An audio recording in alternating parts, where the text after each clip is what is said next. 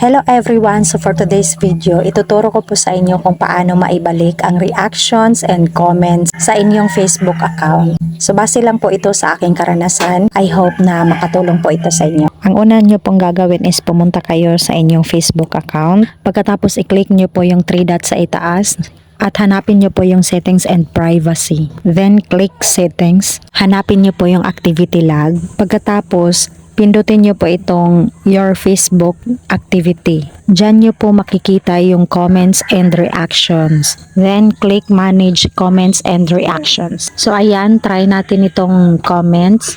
So, ang gagawin nyo lang po is i-select all nyo, tsaka remove. So, dito kailangan nyo ilagay yung password ng inyong Facebook account. Then, click submit. So, ayan, no items na.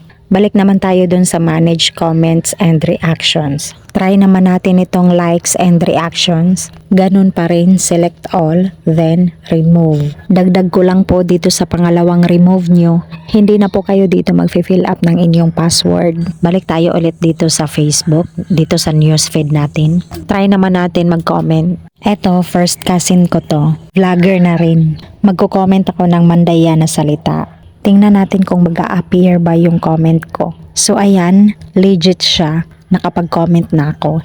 Thank you for watching and God bless.